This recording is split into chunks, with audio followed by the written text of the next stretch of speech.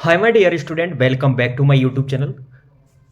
तो साथियों, अगर आप बीएससी में हैं, एमएससी में हैं या पीएचडी करने का विचार है या सीयूईटी यूजी या पीजी या यूआरटी पीजी या सीएसआईआर नेट जेआरएफ की तैयारी कर रहे हो, तो हमारे YouTube channel Rohit Meena RU या एचजीएस जीजीएस को सब्सक्राइब पहले ही कर लेवें। और presented by Rohit Meena team HGS GGS. HGS GGS का मतलब हर घर शिक्षा घर घर शिक्षा। तो साथियों, आज अपन बात करेंगे, छोटे छोटे की पॉइंट की बात करेंगे जो कि एमएससी जूलॉजी एंट्रेंस एग्जाम के लिए वेरी वेरी इंपॉर्टेंट हैं। और भी कई सारे इंपॉर्टेंट एग्जाम हो, लेकिन डाइजेस्टिव सिस्टम से जो भी क्वेश्चन आएगा वो इससे बाहर नहीं जाएगा। तो अब एंट्रेंस का एग्जाम, जो डर है आपका एंट्रेंस के एग्जाम का, वो खत्म होने वाला है। तो मोस्ट इंपॉर्टेंट क्वेश्चन है ये, सीयूईटी हो या यूआरटीपीजी, दोनों के लिए वेरी वेरी इंपॉर्टेंट। तो ए टू जेड की पॉइंट में आने वाली वीडियो में आज डाइजेस्टिव सिस्टम से, तो कल कोई और दूसरा टॉपिक के साथ होगा। तो अब बात करते हैं अपने डाइजेस्टिव सिस्टम से होने वाले इंपॉर्टेंट क्वेश्चनों की, जो कि उससे बाहर कोई क्वेश्चन नहीं जाएगा। तो देखिए, टॉपिक आपका पाचन तंत्र है। तो पहला जो है कि लार्जेस्ट ग्लैंड। तो सबसे पहले अपन बात कर रहे हैं किसकी, लार्जेस्ट ग्लैंड की बात कर रहे हैं। तो लार्जेस्ट ग्लैंड मतलब सबसे बड़ी ग्रंथि। यहाँ आपको इंग्लिश में भी और हिंदी दोनों मीडियम में बताया जा रहा है, तो आपको कोई हेडेक नहीं है, दोनों मीडियम एक साथ पढ़ा रहा हूँ। तो लार्जेस्ट ग्लैंड किसे कहा जाता है, तो लीवर को कहेंगे, यकृत को। किसको भाई साथियों, लीवर और यकृत को। इसके बाद अपन बात करते हैं नेक्स्ट, द्वितीय सबसे बड़ी ग्रंथि यानी सेकंड लार्जेस्ट ग्लैंड। तो सेकंड लार्जेस्ट ग्लैंड का जो नाम है पैनक्रियाज यानी अग्नाशय। क्या है, यहीं के यहीं याद कर लेना साथियों, ये क्वेश्चन ज्यों के यूबहूब ऐसे ही छपते हैं। इसके बाद अपन मिक्स्ड ग्लैंड की बात करें, यानी मिश्रित ग्रंथि की बात करें, तो ये होती है पैनक्रियाज, और द्वितीय यानी सेकंड लार्जेस्ट ग्लैंड भी पैनक्रियाज होती है। इसके बाद टीथ आर ड्राइव्ड फ्रॉम, यानी दांतों की उत्पत्ति कहाँ से होती है। तो ऐसे कौन से भाग होते हैं जहाँ से दांत की उत्पत्ति होती है, तो आपके दो भाग होते हैं, यानी टू पार्ट होते हैं। कौन से, एक्टोड्रम और मीसोड्रम। एक्टोड्रम और मीसोड्रम दोनों से किसकी, टीथ की उत्पत्ति होती है, टीथ ड्राइव्ड करते हैं। ठीक है साथियों। इसके बाद अपन बात करते हैं डेंटल फॉर्मूला ऑफ मैन, यानी जो एडल्ट मैन है उसका डेंटल फॉर्मूला क्या होगा। तो मानव का दंत सूत्र की बात कर रहे हैं बेस्क के अंदर। तो देखिए, 21-23 अपॉन 21-23 इंटू दो क्यों किया, क्योंकि दो जबड़े होते हैं, इसलिए ऊपर और नीचे दो का क्या कर देंगे, गुणा कर देंगे, मल्टीप्लाई कर देंगे। उसके बाद अपने जो बेस्क एडल्ट के अंदर जो दांत आएंगे वो कितने आएंगे, 32 आएंगे। ठीक है। इसके बाद जो आगे के जो दांत होते हैं उसको इंसाइजर, इसके बाद सेकंड नंबर के दांत हैं वो कैनाइन, इसके बाद जो थर्ड नंबर के दांत हैं वो प्रीमोलर, और इसके बाद लास्ट जो दांत हैं वो है मोलर। ठीक है। तो दांत कितने प्रकार के हैं अपने, 4 प्रकार के, इंसाइजर, कैनाइन, प्रीमोलर और मोलर। ठीक है। यहां तक कोई समस्या होती है तो आप कमेंट में बिल्कुल बेझिझक कह के कमेंट कीजिएगा। Milk dentition formula of baby, यानी मिल्क के डेंटेशन फॉर्मूला ऑफ बेबी, दूध के दांत वाले बच्चे में दूध के दांत का सूत्र बताना है आपको। क्या बताना है, बच्चे में दूध के दांत का सूत्र। तो इसका जो सूत्र है 2102 अपॉन 2102 इंटू मल्टीप्लाइड कैसे हो जाएगा, 2 से हो जाएगा। तो इसके बाद अपने कितना आया, 20 कैसे आया, ऊपर 2 का गुणा करेंगे तो देखो 2 का इसमें किया 4 2 और 0 और उसके बाद 4, तो इसको जोड़ो, 4 और 2 कितने हो गए, 6, और 6 और 4 10। इसी प्रकार नीचे इतना ही हो जाएगा, तो इतना ही जोड़ के इतना 10 और 10 कितने हो जाएंगे, 20। तो ये आपका आ गया 20। तो बच्चे में दूध के दांतों की संख्या कितनी होती है, 20, और इसका जो दंत सूत्र वो पूछ लिया जाता है। तो 2102 और 2102 इसका क्या है, दंत सूत्र। ठीक है। इसके बाद अपन बात करते हैं next, mumps is caused by, यानी कर्णमूल किससे होता है।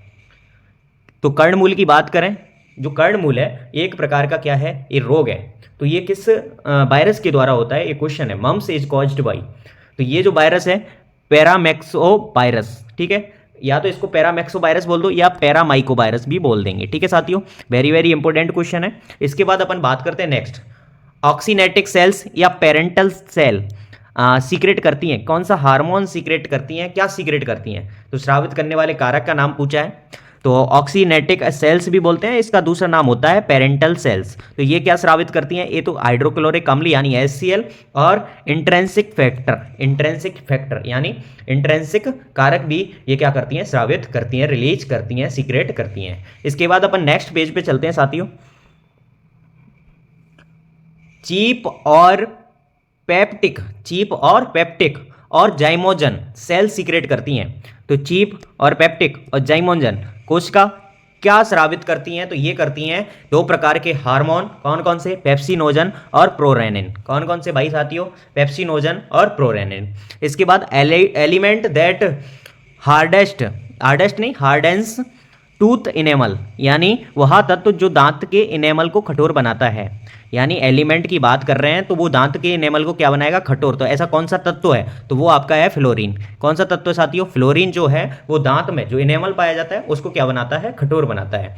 इसके बाद अपन बात करते हैं ऑरिजन ऑफ इनेमल। तो इनेमल की उत्पत्ति, ऑरिजन का मतलब होता है उत्पत्ति। तो उत्पत्ति किस, इनेमल की उत्पत्ति किससे हुई है? तो ये हुई है फ्रॉम एक्टोडर्म से। किससे हुई है साथियों? फ्रॉम एक्टोडर्म से। जो इनेमल है वो आपके टीथ का भाग है, ठीक है। तो इसलिए देखिए एक तो उत्पत्ति हो गई एक्टोडर्म से, उसके बाद आगे देखेंगे तो मीजोडर्म आ जाएगा। तो दोनों, अगर दांत की उत्पत्ति की बात करें तो दांत में दोनों आ जाएंगे, एक्टोडर्म और मीजोडर्म, ठीक है। इसके बाद अपन बात करते हैं enamel is produced by which cell, यानी इनेमल जो है वो कौन सी कोशिका के द्वारा उत्पन्न होता है? तो इनेमल एमाइलोब्लास्ट सेल्स के द्वारा उत्पन्न होता है। कौन सी कोशिका के द्वारा? एमाइलोब्लास्ट कोशिका के द्वारा। इसके बाद अपन बात करें इनेमल इज मेड ऑफ, यानी इनेमल बना होता है, यानी enamel is made of, enamel किसका बना होता है? तो किन किन तत्वों का बना होता है, किन किन यौगिकों का बना होता है? तो इनेमल की बात करते हैं तो एक तो बना होता है कैल्शियम कार्बोनेट का और एक बना होता है कैल्शियम फॉस्फेट का। ये दोनों तत्व दोनों यौगिक मिलकर किसका निर्माण करेंगे साथियों? ये निर्माण करेंगे इनेमल का, ठीक है। इसके बाद अपन बात करते हैं डेंटिन इज प्रोड्यूस्ड बाय, यानी डेंटिन को कौन निर्मित करता है? तो डेंटिन को ऑडेंटोब्लास्ट सेल्स ही निर्मित करती हैं। कौन सी सेल्स? ऑडेंटोब्लास्ट सेल्स। साथियों मैं अभी आपको बता देता हूं, ये एक बार देखने से आपको याद नहीं होंगे, वीडियो को 2 बार 3 बार जितना हो सके 4 बार देखने की कोशिश करें, ताकि ये आपके दिमाग में हर बार बोलते बोलते बोलते सेट हो जाएंगे, ठीक है। तो dentin is produced by odontoblast cells, ठीक है। इसके बाद अपन बात करते हैं pulp cavity is lined by, यानी पल्प गुहा किसके द्वारा आश्रित, आश्रित का मतलब ढकी रहती है। तो pulp cavity is lined by, ये होती है ऑडेंटोब्लास्ट सेल्स के द्वारा पल्प गुहा आपकी क्या होती है? ढकी रहती है। इसके बाद चीक तीत की बात करें, चीक तीत यानी गाल के साइड वाले तीत की बात हो रही है। तो आपके गाल के साइड वाले में दो प्रकार के तीत पाए जाते हैं। कौन से? प्रीमोलर और मोलर। इनको हिंदी में बोलते हैं, प्रीमोलर को अग्रचवर्णक और मोलर को चवर्णक, ठीक है। आपके चीक तीत का पता लग गया आपको। इसके बाद अपन बात करते हैं नेक्स्ट ऑरिजिन ऑफ डेंटिन, यानी डेंटिन की उत्पत्ति। तो डेंटिन की उत्पत्ति कहाँ से हुई है? मीसोडर्म से, ठीक है। पहले इनेमल की उत्पत्ति बता दी, फिर डेंटिन की बता दी, और इससे पहले भी हमने दांत की बताई थी। कौन से? मीसोडर्म एंड एंडोडर्म, ठीक है। इसके बाद अपन natural space between two teeth, यानी दो दांतों के बीच जो स्पेस पाया जाता है, इस स्पेस को क्या बोलते हैं? तो इसको बोलते हैं डायास्टेमा। क्या बोलते हैं साथियों? डायास्टेमा बोलते हैं। इसके बाद अपन बात करते हैं थियोडोंट टीथ, यानी गर्तदंती दांत किसे कहते हैं? तो हमारे जो दांत हैं ह्यूमंस के, वो गर्तदंती दांत यानी थियोडोंट टीथ कहलाते हैं। तो टीथ्स इम्ब्रीडेड इन जॉ सॉकेट, यानी जबड़ों के सॉकेट में धसे दांत को क्या बोलते हैं? गर्तदंती दांत कहते हैं या थियोडोंट टीथ कहते हैं। इसके बाद अपन बात करते हैं ब्रूनर्स ग्लैंड। ब्रूनर्स ग्लैंड की बात करते हैं, आर फाउंड इन, यानी जो ब्रूनर की ग्रंथियां हैं वो कहाँ पाई जाती हैं? तो ये पाई जाती हैं बाल ऑफ ड्यूडेनम, यानी ग्रहणी की भित्ति। बाल ऑफ ड्यूडेनम में कहाँ मिलेंगी आपको? क्या मिलेंगी? ब्रूनर्स की ग्लैंड मिलेंगी, ठीक है। तो ग्रहणी की भित्ति में क्या मिलेंगी आपको? ब्रूनर्स की ग्रंथियाँ मिलेंगी। इसके बाद अपन बात करते हैं नेक्स्ट मुख गुहा में भोजन का स्वरूप, यानी form of food in buccal cavity. तो ये बिल्कुल इंपॉर्टेंट है, तीनों पॉइंट इंपॉर्टेंट है, इनको ढंग से याद कर लेना कि form of food in buccal cavity, तो इसका नाम हो जाएगा वॉलस। यानी मुख गुहा में जो भोजन का स्वरूप बनता है, आप भोजन को पचाते हैं, जैसे आपने खाना खाया, मुख में लिया और मुख के अंदर उसको क्या किया आपने? बॉल बनाई। बॉल कैसे? दांतों से चबा चबा के, लार मिला मिला के, तो इससे क्या बनेगी? एक बॉल बन गई, उसको अपन बॉलस बोलेंगे, ठीक है। इसके बाद वो आपकी बॉलस आगे जाएगी, आगे जाके कहाँ जाएगी? स्टोमक में जाएगी। तो form of food in stomach, तो वो स्टोमक में पहुंचकर और पतला हो जाएगा भोजन, उसको कहेंगे अपन कायम। तो आमाशय में भोजन का स्वरूप कैसा हो जाता है? कायम प्रकार का हो जाता है। फिर उसके बाद आपका ये कायम आगे बढ़ेगी, आगे स्मॉल इंटेस्टाइन में जाएगी, इंटेस्टाइन में जाएगी, तो वहाँ ये क्या कहलाएगी? कायल कहलाएगी। क्या कहलाएगी साथियों? तो छोटी आंत में भोजन भोजन का स्वरूप कैसा हो जाता है, कायल प्रकार का हो जाता है, और form of food in small intestine में कैसा हो जाएगा, कायल प्रकार का हो जाएगा। ठीक है, इसके बाद अपन बात करते हैं starch splitting enzyme found in saliva, यानी लार में पाए जाने वाले स्टार्च विघटन एंजाइम को क्या कहते हैं, तो इसको बोलते हैं सिलेवरी अल्फा एमाइलेज या टाइलेन एंजाइम बोलते हैं। ठीक है, सिलेवरी अल्फा एमाइलेज या टाइलेन एंजाइम बोलते हैं। लार में पाया जाने वाला स्टार्च विघटन एंजाइम क्या कहलाता है, टाइलेन कहलाता है। इसके बाद bile does not contain any enzyme, यानी पित्तरस में कोई एंजाइम नहीं पाया जाता है। अगर आपसे पूछ ले कि क्या पित्तरस में या बाइल में कोई एंजाइम पाया जाता है, तो आपका आंसर क्या आ जाएगा, नॉट, नहीं पाया जाता। इसके बाद अपन बात करते हैं pH of pancreas juice, pH of pancreatic juice यानी अग्नाशयी रस की बात करें तो इसका जो पीएच होता है वो 7.5 से 8 तक होता है। ठीक है, इसके बाद अपन बात करें पीएच ऑफ बाइल जूस यानी पित्त रस की बात करें तो पित्त रस का जो पीएच होता है 7.8 से 8.6 होता है। ठीक है, और पीएच एक स्केल होती है, यानी पावर ऑफ हाइड्रोजन आयन, यानी हाइड्रोजन आयन की शक्ति को क्या बोलते हैं, पीएच बोलते हैं। तो ये एक स्केल में आगे 1 से 7 तक और 7 से लेके 14 तक इसमें मार्क्स होते हैं, और आपके 1 से लेके 7 तक जो भी है इसके अंतर्गत कोई अंक आते हैं, इसके अंतर्गत कोई पीएच आता है तो वो पीएच अम्लीय कहलाएगा, और इसके बाद 7 नंबर पे आपका पीएच उदासीन हो जाएगा, और उदासीन से आगे जाने पर 14 तक जाने पर आपका क्षारीय हो जाएगा। तो ये सब कैसे हैं, हल्के क्षारीय प्रकार के हैं। इसके बाद अपन बात करते हैं पीएच ऑफ इंटेस्टाइनल जूस, यानी आंतरिक रस का पीएच होता है 7.6। ठीक है, थोड़ा सा क्षारीय। इसके बाद अपन बात करते हैं इंटेस्टाइनल जूस आल्सो कॉल्ड, यानी आंतरिक रस को यह भी कहते हैं, क्या कहते हैं, सक्सस इंटेरिकस। क्या कहते हैं, सक्सस इंटेरिकस किसको बोलते हैं, आंतरिक रस का दूसरा नाम है, यानी इंटेस्टाइनल जूस का दूसरा नाम, सेकंड नाम सक्सस इंटेरिकस। ठीक है, एंजाइम विच एक्टिवेट टायरोसिनोजन, नहीं टायरो नहीं है, ट्रिप्सिनोजन टू ट्रिप्सिन, यानी ट्रिप्सिनोजन को ट्रिप्सिन में बदलने वाले एंजाइम का नाम पूछा है तो इस एंजाइम को अपन बोलते हैं एंटेरोकाइनेज। तो एंटेरो जो काइनेज एंजाइम है वो आपको ट्रिप्सिनोजन जो इनएक्टिव फॉर्म में है उसको ट्रिप्सिन में एक्टिव फॉर्म में बदलने का काम कौन करता है, एंटेरोकाइनेज एंजाइम। बिल्कुल इंपॉर्टेंट है, आपको डाइजेस्टिव सिस्टम से यहाँ से बाहर क्वेश्चन नहीं जाने वाले हैं, पूरे क्वेश्चन का निचोड़ मैंने यहाँ रख दिया है डाइजेस्टिव सिस्टम का। तो पीएच ऑफ गैस्ट्रिक जूस यानी जठर रस के जूस की पीएच क्या होती है, तो ये अम्लीय होती है, आप सभी को पता है।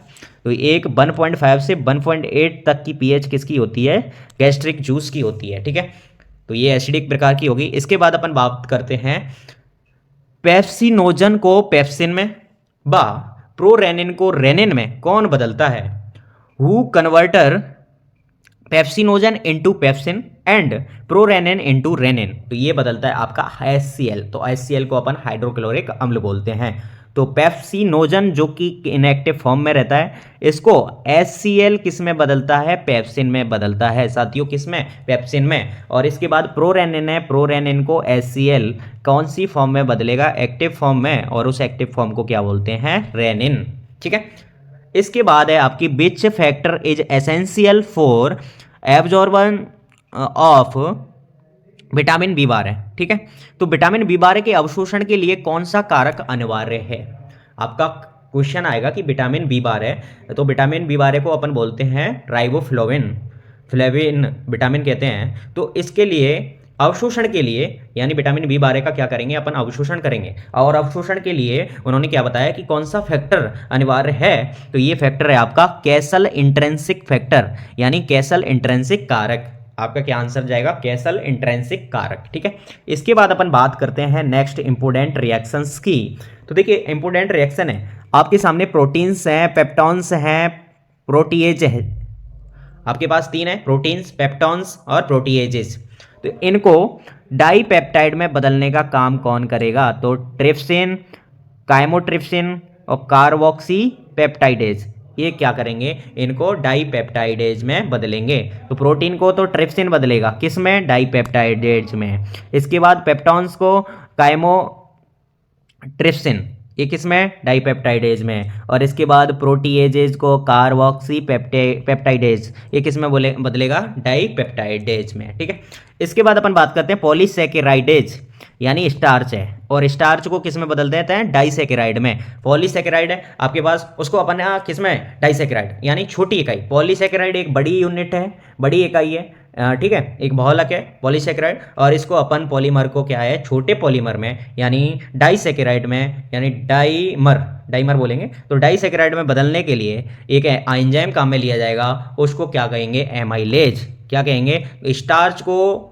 डाइसेकेराइड में बदलने के वाला एंजाइम का नाम लिखिए, तो क्या आंसर जाएगा आपका, एमाइलेज। इसके बाद अपन बात करते हैं फैट्स की। तो फैट्स को डाइग्लिसराइड में बदलने वाला एंजाइम है लाइपेज, और लाइपेज डाइसेकेराइड जो आगे चलकर मोनोग्लिसराइड में बदल जाएगा, मोनोग्लिसराइड में बदल जाएगा। डाइग्लिसराइड मोनोग्लिसराइड में आगे बदल जाएगा। तो फैट से क्या बना, डाइग्लिसराइड, और डाइग्लिसराइड से मोनोग्लिसराइड। तो मोनोग्लिसराइड का मतलब एक यूनिट आ जाएगी इसमें ग्लिसराइड की, इसमें 2 यूनिट है, ये फैट है आपकी, ठीक है। इसके बाद न्यूक्लिक एसिड है, न्यूक्लियेज एंजाइम है जो किस में बदलेगा इसको, न्यूक्लियोटाइड में, और न्यूक्लियोटाइड आगे चल के आपका किस में चेंज हो जाता है, न्यूक्लियोसाइड में। छोटी यूनिट में, धीरे धीरे छोटी यूनिट में बढ़ते जाते हैं ये।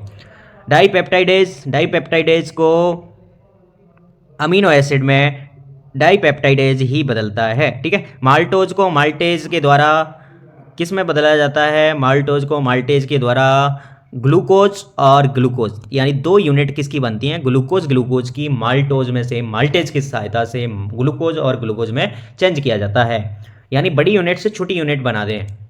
तो लैक्टोज आपके सामने एक शर्करा है, इसको लैक्टेज एंजाइम की सहायता से ग्लूकोज और ग्लैक्टोज में बदला जाता है। आपके सामने ऐसे ऑप्शन दे दिए जाएंगे कि लैक्टोज को लैक्टेज की सहायता से आपके कौन कौन से प्रोडक्ट बनेंगे, तो एक ये ऑप्शन दे दिया जाएगा, एक ये दे दिया जाएगा, एक ये दे दिया जाएगा, एक ये दे दिया जाएगा। तो आपको यहाँ से चूज करके लिखना है कि आपका आंसर ये सही है। सुक्रोज को सुक्रोज की सहायता से ग्लूकोज और फ्रक्टोज में बदल सकते हैं। फलों में ये सुक्रोज शर्करा पाई जाती है, कहाँ, फलों में, ठीक है। फ्रूट्स में पाई जाने वाली शर्करा का नाम है सुक्रोज, ठीक है। इसके बाद न्यूक्लियोटाइड्स को न्यूक्लियोटाइडेज की सहायता से न्यूक्लियोसाइड में बदलते हैं, और न्यूक्लियोसाइड आगे चलकर किस में बदल जाती है, शुगर प्लस बेस, यानी शुगर और बेस में बदल जाती है। ये किसकी सहायता से बदलती है, न्यूक्लियोसाइडेज की सहायता से, ठीक है। इसके बाद अपन बात करते हैं डाई एंड मोनोग्लिसराइडेज लाइपेज की सहायता से फैटी एसिड एंड ग्लिसरॉल में चेंज हो जाता है। क्या, di and monoglycerides lipase enzyme की सहायता से फैटी एसिड एंड ग्लिसरॉल में चेंज हो जाता है, ठीक है। इसके बाद है अपना एब्सॉर्प्शन ऑफ वाटर, यानी simple sugar and alcohol take place. किस स्थान पर जल, सरल शर्कराएं व एल्कोहल का अवशोषण होता है। तो ऐसा हमारी बॉडी के अंदर कौन सा पार्ट है जहाँ पर वाटर को, सिंपल शुगर यानी शर्कराओं को और एल्कोहल को क्या किया जाता है, अवशोषण किया जाता है साथियों, ठीक है। तो वो होता है आपका स्टोमक मतलब आमाशय। आमाशय के अंदर आपको जल को अवशोषित कर लिया जाता है, शर्करा को अवशोषित कर लिया जाता है और एल्कोहल को अवशोषित कर लिया जाता है। तो वो पार्ट हो गया आपका स्टोमक। इसके बाद अपन बात करते हैं कि ड्रग्स, मिनरल्स व जल का कुछ अवशोषण होता है, वो कहाँ होता है, तो ये होता है आपका लार्ज इंटेस्टाइन यानी बड़ी आंत के अंदर। लार्ज इंटेस्टाइन यानी बड़ी आंत के अंदर किस किस को, ड्रग्स, आपके द्वारा जो ड्रग ली जाती है उसका अवशोषण, खनिज लवण यानी मिनरल्स व वाटर का कुछ अवशोषण आपकी बड़ी आंत के द्वारा किया जाता है साथियों, ठीक है। इसके बाद अपन बात करते हैं next, principal organ for absorption of nutrients, यानी पोषक पदार्थों के अवशोषण का मुख्य अंग कौन सा है। तो ये पोषक पदार्थों के अवशोषण का जो मुख्य अंग है वो स्मॉल इंटेस्टाइन है, छोटी आंत है। क्या है, स्मॉल इंटेस्टाइन, ठीक है। इसके बाद रोल ऑफ वाइल जूस, यानी पित्तरस का क्या कार्य होता है, तो इसका कार्य होता है इमल्सिफिकेशन ऑफ फैट्स, यानी वसा का पायसीकरण, और वाइल पिगमेंट, या ठीक है, एक ही कार्य होता है इसका। पित्तरस का जो कार्य होता है रोल ऑफ वाइल जूस, वसा का इमल्सीकरण यानी फैट्स ऑफ इमल्सीकरण, ठीक है। इसके बाद पित्त वर्णक की बात करें, वाइल पिगमेंट की बात करें तो 2 प्रकार के वाइल पिगमेंट हैं, बिलीरुबिन और बिलीवर्निन, ठीक है। इसके बाद कलर ऑफ बाइल जूस की बात करें कि पित्तरस का जो कलर होता है वो किस टाइप का होता है, किस प्रकार का होता है, तो ग्रीन येलो कलर होता है। किसका, पित्तरस का ग्रीन येलो कलर होता है। इसके बाद number of salivary gland in human, यानी मानव में लार ग्रंथियों की संख्या कितनी होती है, तो number of salivary gland in human, तो 3 पेयर होते हैं सिलेवरी ग्लैंड के, किस में, मानव के अंदर, parotid, submaxillary, sublingual, parotid, submaxillary और सबलिंगुअल। कितने प्रकार हो गए, 3 पेयर हो गए, तो यानी 6 टाइप की, नहीं 3 टाइप की हो गई। और संख्या कितनी हो जाएगी, 6 संख्या हो जाएगी। अगर पेयर में बात करें तो कितने पेयर हो जाएंगे, 3, और 6 संख्या हो जाएगी। ठीक है। इसके बाद अपन बात करते हैं ग्लाइकोजेनेसिस। ग्लाइकोजेनेसिस क्वेश्चन आता है कि ग्लाइकोजेनेसिस किसे कहते हैं, या फिर क्वेश्चन आता है ग्लूकोज को ग्लाइकोजन में बदलने की प्रक्रिया क्या कहलाती है। आपके पास ग्लूकोज है, ग्लूकोज को किस में चेंज किया, ग्लाइकोजन में, तो ये प्रक्रिया ग्लाइकोजन में बदलने की प्रक्रिया ग्लाइकोजेनेसिस कहलाती है। और ग्लाइकोनियोजेनेसिस यानी ग्लाइकोजन को ग्लूकोज में बदलने की प्रक्रिया ग्लाइकोनियोजेनेसिस कहलाएगी। यानी इसको इधर से करेंगे तो ग्लाइकोनियोजेनेसिस, और इसको ऊपर से जैसे ग्लूकोज को ग्लाइकोजन में बदलने की प्रक्रिया ग्लाइकोजेनेसिस। ठीक है। इसके बाद ग्लाइकोनियोजेनेसिस, ग्लाइकोजेनोलाइसिस, इसको सॉरी माय मिस्टेक, ग्लाइकोजेनोलाइसिस बोलेंगे, और इसको ग्लाइकोनियोजेनेसिस। तो ग्लाइकोनियोजेनेसिस में क्या होगा, अमीनो जो एसिड है या फैटी एसिड, इनको दोनों को किस में बदला जाएगा, ग्लूकोज में बदला जाएगा। यानी नॉन कार्बोहाइड्रेट कंपाउंड है, उनको कार्बोहाइड्रेट कंपाउंड में क्या कर रहे हैं, बदल रहे हैं, तो ग्लाइकोनियोजेनेसिस कहेंगे इसको। क्या कहेंगे साथियों, ग्लाइकोनियोजेनेसिस।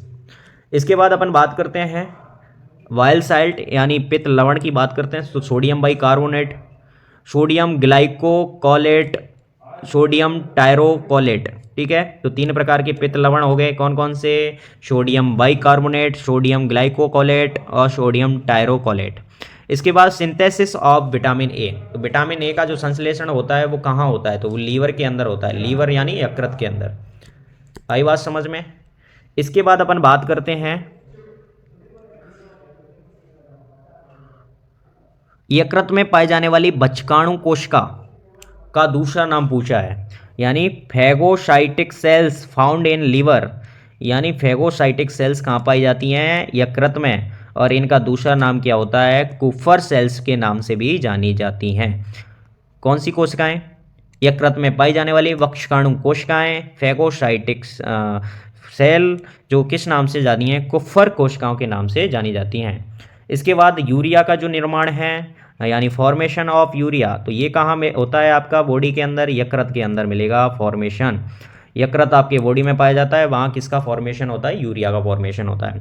आइसोलेट्स ऑफ लैंगरहैंस यानी लैंगरहैंस की द्वीप कोशिकाएं कहाँ पाई जाती हैं, अग्नाशय में पाई जाती हैं। तो पेनक्रियाज यानी अग्नाशय, लैंगरहैंस की द्वीप कोशिकाएं अग्नाशय में मिल रही हैं। इसके बाद अपन बात करते हैं विटामिन सी। तो इनके केमिकल नेम है, रासायनिक नाम है। तो विटामिन सी का जो रासायनिक नाम है वो एस्कॉर्बिक एसिड होता है, पूछ लिया जाता है। बिल्कुल वेरी वेरी इंपॉर्टेंट क्वेश्चन है, एक भी क्वेश्चन छप सकता है, और हर साल आपके पेपर में यूआरटीपीजी हो या सीयूईटी हो, यहाँ से क्वेश्चन जरूर पूछा जाता है, और भी कई एंट्रेंस एग्जाम हो, यहाँ से क्वेश्चन जरूर आता है। विटामिन से ही नहीं, डाइजेस्टिव सिस्टम के ये मेन की पॉइंट बताएं इनमें से। विटामिन डी का जो नाम है वो क्या है, कैल्सीफेरॉल है, रासायनिक नाम। विटामिन ई का जो केमिकल नेम है टोकोफेरॉल है। विटामिन ए का नेम है जो रेटिनॉल है, विटामिन ए का केमिकल नेम रेटिनॉल हो गया। इसके बाद विटामिन बी1 का क्या नाम है, थाइमीन। विटामिन बी2 का केमिकल नेम राइबोफ्लाविन। इसके बाद विटामिन बी3 का पैंथोथेनिक एसिड हो गया। विटामिन बी5 का नियासिन हो गया केमिकल नेम। इसके बाद विटामिन बी6 का केमिकल नेम पायरोडॉक्सिन हो गया, और विटामिन बी9 का जो केमिकल नेम है फॉलिक एसिड हो गया। ठीक है। इसके बाद अपन बात करते हैं scurvy disease is caused due to deficiency of, यानी विटामिन सी की कमी से जो रोग होता है उसको स्कर्वी रोग कहते हैं। तो विटामिन सी की कमी से होने वाले रोग को scurvy. Rickets is caused due to deficiency of, यानी रिकेट्स रोग किस विटामिन की कमी से होता है, तो ये होता है विटामिन डी की कमी से रिकेट्स। इसमें क्या होती हैं, हड्डियां आपकी कमज़ोर हो जाती हैं और मतलब ऐसे किच किच किच किच करने लगती हैं। ठीक है। इसके बाद pernicious anaemia is caused due to deficiency of, तो ये साइनोकोबालामिन यानी बी12 के, तो इसको रक्त अल्पता भी बोलते हैं। रक्त अल्पता, इसमें क्या है, रक्त की कमी आने लग जाती है, एनीमिया रोग हो जाता है, B12 vitamin B12. Very very important question है और कई बार छप चुका है प्रीवियस ईयर क्वेश्चनों में आपकी यूआरटीपीजी में। नाइट ब्लाइंडनेस यानी वर्णांधता, इसका दूसरा नाम वर्णांधता है। या रतौंधी भी बोल सकते हैं इसको। तो night blindness is caused due to deficiency of retinol. Retinol vitamin A होती है, कौन सी विटामिन होती है? विटामिन ए का नाम, chemical name retinol. Beriberi is caused due to deficiency of thiamine, यानी विटामिन B1 के द्वारा कौन सा रोग होता है? बेरी बेरी, विटामिन B1 की कमी से। ठीक है, यहाँ तक आपके क्वेश्चन हो गए डाइजेस्टिव सिस्टम से। Thank you so much. और आपके कम से कम 5 व्हाट्सअप नंबरों में या 5 व्हाट्सअप ग्रुप में जरूर शेयर करें। सब्सक्राइब कीजिए, लाइक कीजिए, कमेंट कीजिए और शेयर करना ना भूलिए। आपके लिए इतनी मेहनत कर रहे हैं और आगे भी मेहनत करते रहेंगे। और आपके सारे पेपर जो एक प्लेलिस्ट में सीक्वेंस वाइज डाल चुके हैं। और भी कोई समस्या आती है तो आप कमेंट करें, उसका सॉल्यूशन हम लाएंगे। और कम से कम एक शेयर जरूर करें, अपने दोस्तों को सब्सक्राइब करें, ताकि आने वाले मोस्ट इंपोर्टेंट वीडियो आप तक जरूर पहुंचे। Thank you so much watching this video.